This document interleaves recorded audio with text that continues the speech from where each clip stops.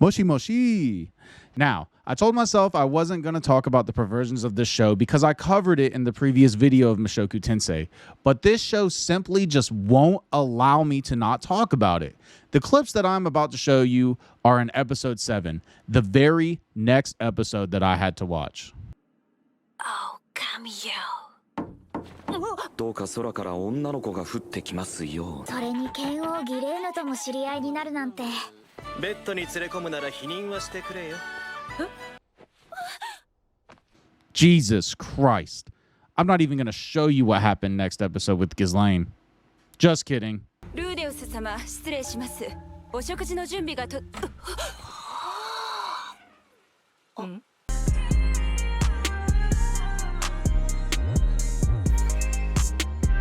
The first point I want to bring up is the intro for this show. It really ups the production value of the anime and just makes it feel like a movie. The intro changes every time and has this movie-like feeling to it that makes the singular episode of the anime just feel larger. By episode 8, I was in love with the intro for the anime. It gives them a chance to showcase off some of their great animation skills, and we get to see things such as rainy towns, or the new cities that they're adventuring into, which leads us into our next topic is the world building of this show. The world building of this show has been an absolute delight to watch unfold. I am sitting here just enjoying characters walking through the desert, discovering a new town. Like, you never know what they're going to stumble upon. And they even have towns that Mario would love. Mario looking like and talking like this. Must resist urge to no, fuck it. Hell yeah. This is better than sex with Princess Peach. Fuck yeah, dude. This show hits on many different emotions and challenges that we face as humans. Eris doesn't want to dance because she's not good at it. Why do I have to do things that I'm not good at? I know every single day of my life I face a time where I have to do something that I want to be better at or that I'm not good at. Like editing this video. I want to be better at that. As Rudy ponders about his old life and the situation that she's in, we get this simplistic but powerful scene where Rudy says, if only I had tried harder back then. You know, maybe I could have achieved more. And I think the scene that they animated and shows was perfect. Ants working hard together to carry a cricket to do something that they need to do. And I used to watch ants as a kid. The scene is relatable. Just like he recognized Roxy's smell from the package she sent. Missing the smell of a loved one or someone you cared about that you can no longer see happens to a lot of people. It's relatable. This anomaly appears and starts to change the lands all around. Beasts and creatures are getting riled up. We're getting introduced to new characters, and there are these little scenes of dialogue where they're going to investigate the mana that is gathering. There are these scenes with like these little hints that feel so satisfying to watch unravel as we piece together the mystery. The way the plot moves the story forward has definitely been fascinating.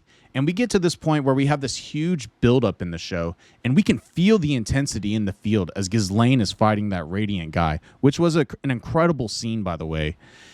This was definitely a turning point in the show, and I would say after this episode, it felt like the real Mushoku Tensei had begun. We've got so many different characters being introduced after we land in the Demon Continent. We've got Bojack, Frogger, the Superb, the chicken from Family Guy, and Morgan Freeman. Just a wide variety. The portrayal of God was enjoyable to me.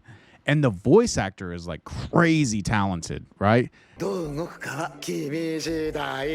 is a playful God. I am kind. Who enjoys dancing, laughing, and meddling in human affairs. This exchange between Rudy and God just was some incredible writing. なのにどうして僕は信用してくれないのかな? わからねえのか? 神のくせに。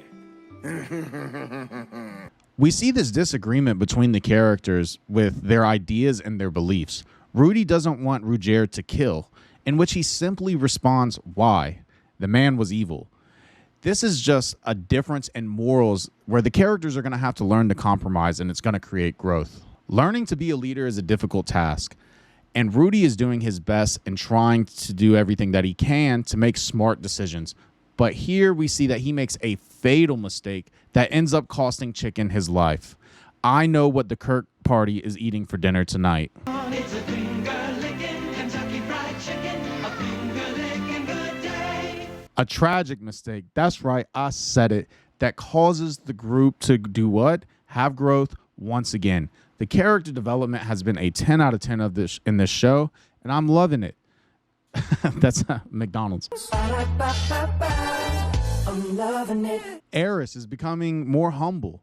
Rudy is learning to be a leader, and Ruijerd is changing and learning new morals so that society will accept him again. There has been some amazing writing shown in the anime, and as BabyFed0215 and Double Barrel have commented in the last video that I need to read the source material in the light novel, and I'm truly starting to believe that I'm going to have to do that because the writing in the anime alone is very good. I already brought up the exchange and line between Rudy and God, but some of my other favorite lines was Ruijerd when they were referring to wanting his third eye, and he said, "I have wished that I didn't have it many times." In that one statement, we can see the shame and guilt that he has felt and how society has made him feel and just not proud of himself. And then, of course, the one at the end of the season, having something to protect makes you a warrior. And I felt that this was incredibly important and that it was the fact that Rudy finally learned what pride was. The action has been top notch, and I'm really falling in love with the way that they animate the fights in this anime. They love to let Eris start the show with her wooden fights, showing off some of her sword action. And another great thing to mention about the fights in the show is the perception shots that we get. There are some amazing and unique views that we get to see. Also, sometimes there are these like moments of explosive action that happen quickly and end abruptly, which I am a fan of as well that I've seen in other shows.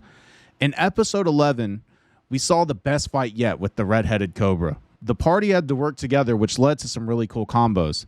And look at this scene here, the perceptions that it shows, and then using her sword to regain her balance and recover. I absolutely love it. This first season, we kind of dabbled into some of the politics and the coups that may happen later in the show, but I just didn't feel they gave us enough of it. Like, we saw the coup that Peter is trying to do. Is that his name, Peter? The coup that Philip was trying to do.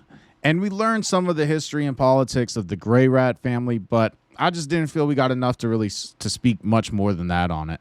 In conclusion, you guys, I am very happy to give this first season of Mushoku Tensei a 10 out of 10. I haven't felt this strongly about an anime in a long time.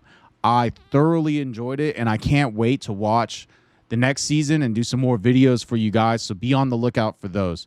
I really do hope that you enjoyed this review and video. If you haven't watched my first Mushoku Tensei video, please go ahead and click that. Don't forget, I stream about 3 to 4 nights a week. Rocket League, I'm currently ranked Grand Champion 1. Social will be down below. Discord as well. Join up, man. You can talk and hang out with me. Don't forget, I'm tragic, and that's tragic, and I'm out. This is madness! Fuck yeah, dude!